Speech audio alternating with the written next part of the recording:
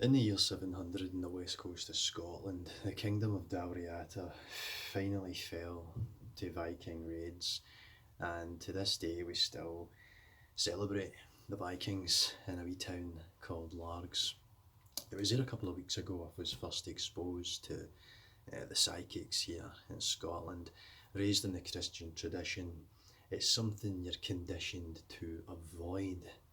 Those are the dark places, those are the dark spiritual realms, and you don't go near that, you stay away. You know, even in secular circles in Scotland, if you talk about a Ouija board, people with no affiliation to religion at all will warn you against using a Ouija board. So pervasive is this sort of knowledge of dark and light and the spiritual. Although often it's quite a surface level understanding. Um, and obviously, Christianity suffers from this too. Very rarely do we go deep into it.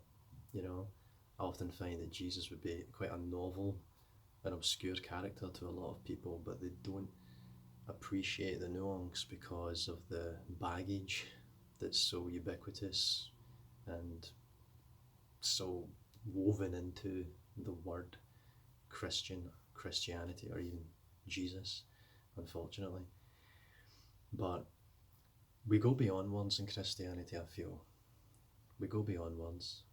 And that's why, even here in this household today, which you'll recognise is not my own, this is not my normal setup, but still in this household where the occupants would not describe themselves as Christian, the Spirit of Christ is alive and on fire. And I'll get into that here. So at this Viking festival, there is a psychic setup, and there's different stones and Californian white sage and all these different things that you would want to cleanse a home. What's the significance of that? This is the site of haunting, Poltergeist. Here, a few weeks ago, objects were flying across rooms, furniture was falling over. Yeah, it's concerning stuff. It's stuff you don't think to deal with in your 9 to 5, and you may ask, well, why would anyone voluntarily get into that? And for me, it's all about Psalm 137, where it reads, where can I flee from your spirit? Where can I go to escape your presence? I love that. I feel like God is always there for us. He never gives up on us. And, even if you should go into Hades, His Spirit is there. As long as you don't give up on God, He hasn't given up on you. And that's something you need to take to heart. So, I don't mind going to these places that would send shivers up other people's spines, because, it's all about your perception and your maturity as a Christian. Certainly, I wouldn't advocate anyone to go out and do anything that they feel uncomfortable with. But if you feel mature enough and that you can, well, there was a American pastor, he goes by John Paul, but I forget his surname at this time. And he had these big blue eyes and white beard and white hair, and he looked very prophetic, and he had a prophetic ministry. And he would go to psychic fairs, and he would say that people would see his aura and recognize him as a mature and striking spiritual presence as he walked around these auras and these stalls, and his audience would cheer that on and support that. But again, I'm not saying that you should do these things, but it's certainly an eye-opener. So yeah, I came here a couple of weeks ago with my Bible, and when I did, it got very dramatic here, but for other reasons and for personal reasons that I can't share on camera. But it was a very striking night, and since then it's been quite quiet here. There's been the odd thing. I actually had to record this video again because when I got to a certain point, the fire alarm went off. But, forgetting that, everything's fine, man. Everything's fine. Anyway, I went to the I went to this psychic night with my friends. Now, as a Christian, you'll feel a calling toward evangelism, and using Christianity as an excuse for things is quite funny because I was playing a board game here the other night, and I couldn't roll a six. I needed to roll a six, but I couldn't. And my reason for not doing so well was because I'm a Christian. We don't deal with board games. That's the dark arts, and the pagans I was playing with, obviously they're more tuned into the sinister side of things. So they were rolling sixes left, right, and centre. But Christians are just protected from that kind of thing. Anyways, I went to this psychic fair, and if you've ever seen Limmy, he does a sketch. That's Limmy. He's a Scottish comedian. He does this sketch show, and one of the bits is a bit called Parricide, and he plays a medium, and it's quite funny because when I went to the actual medium show, you could see some of the wee bits that Limmy's picked up on, that whole, does that mean anything to you? I'll leave it with you. I'll leave that with you. That kind of thing. It's kind of funny, that whole I'll leave it with you, And, if you want it very cynical, you can say, well, this is just, a game. It's called cold reading, where you float something out there, someone attaches to it, and then you go as far as you can, and as soon as it starts to make a lot of nonsense, like it's not making sense, you go, oh, does that mean anything to anyone else? Oh, there we go, it's you. It's you.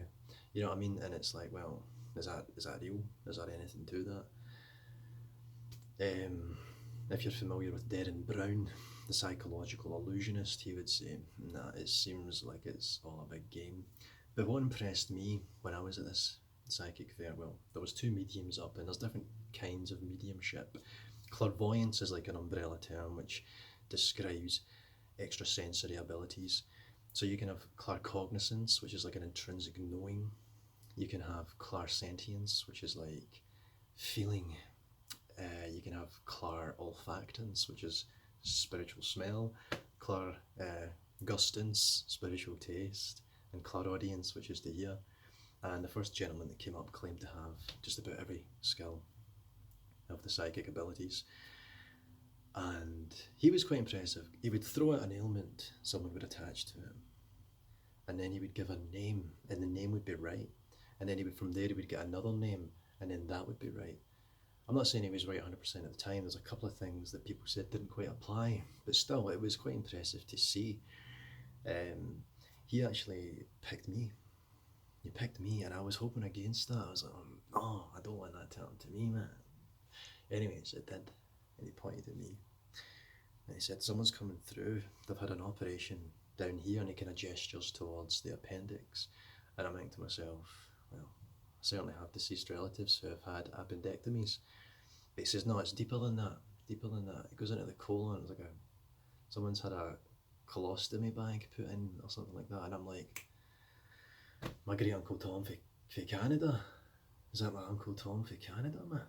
And then he could see me, like I was like, wow. And he's like, mate, you alright?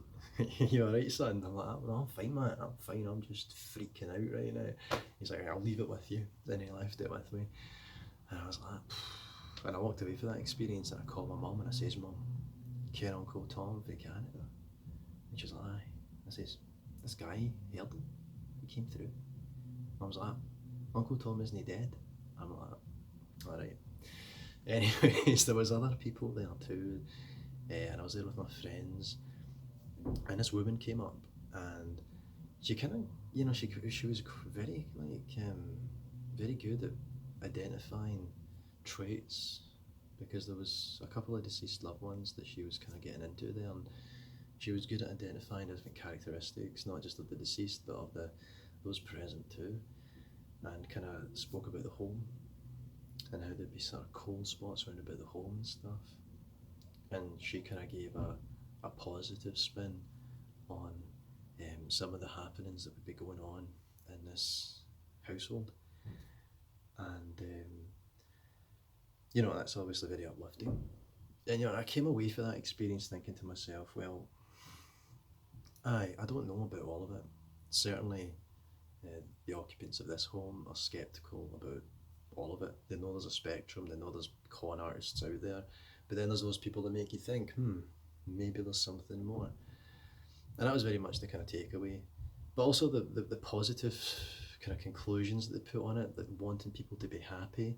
And in fact, there was an instance where there was a woman at the front row who seemed to have some sort of learning difficulty, and the person on the stage, the medium, evangelized Christianity to them, told them to stay strong in their faith, that their faith is important to them and to lean into it, which I found quite confounding. I didn't expect that to happen, you know, in this sinister, dark world. I never expected someone to tell someone to remain in their faith. Mind you, it may have been Catholicism, so, you know what I mean? I'm kidding on. But aye, strange, different, unusual. Again, no something advocating. Obviously, my advocation and admiration and worship is toward Jesus. He's the spiritual master that I would say follow. Just because there's so much there that I think people don't get. But again, that's why it comes back to here. I've recently went through a lot of hardship and oppression and persecution, you could say, from whatever darkness is in my older brother.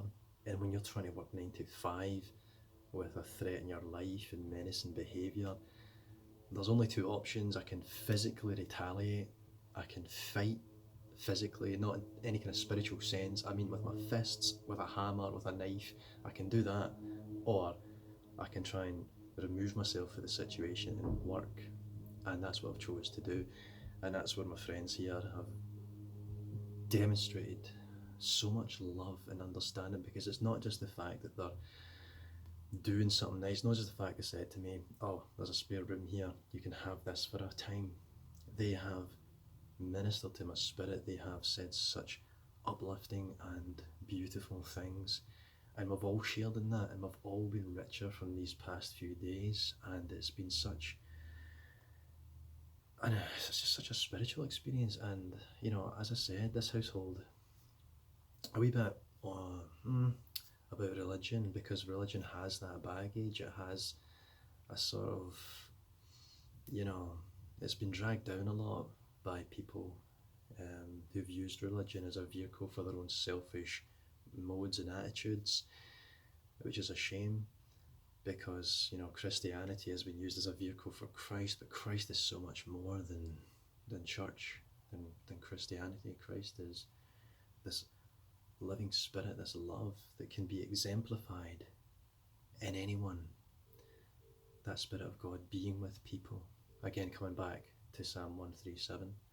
So there has been such peace and such love and such demonstration of the fruits of the Spirit in this household that things have really just leveled out, and it's such a wonderful space to be in. And that's where I want to end this video. You know, this Poltergeist of Pàislig, this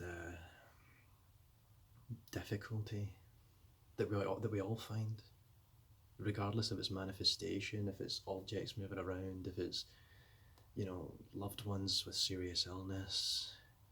We all have to go through this life, and we can do it alone and make it difficult for ourselves, or we can try to ask for help. That's something that I really struggled doing, is asking for help.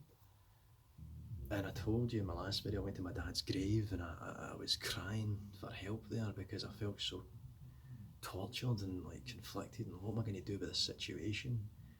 Because there was no one to help. There's no authority on earth that can help in that situation. So I learned, and it's very frustrating.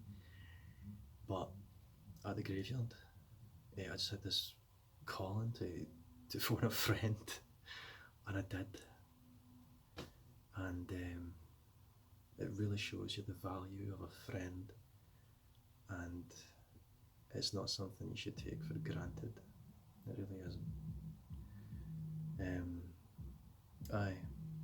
I'll leave it there. There's more I could say, but I don't want to be a bleeding heart on here. I just want to tell you that, you know, lean into those opportunities to show goodness, and when it's there, gladly receive it and magnify it. If anyone ever does me a favour in this life, I try to do my best to pay it back tenfold. You know, I don't hold myself to any metric, so when I say tenfold, it's not like if you give me £1, I'll try and give you £10. Okay, if you do me a good favour, I'll do you the best favour I can do back. And it's not a competition, it's about showing that love back, and it can be through any different way that's significant and meaningful to that person. And that's what I'd give you to take away is, just receive the goodness of God, because all goodness and all good things belong to Him. So don't shy away from them, embrace them and magnify them. And that's how you beat a poltergeist. That's how you overcome every adversary. God bless. Talk to you later.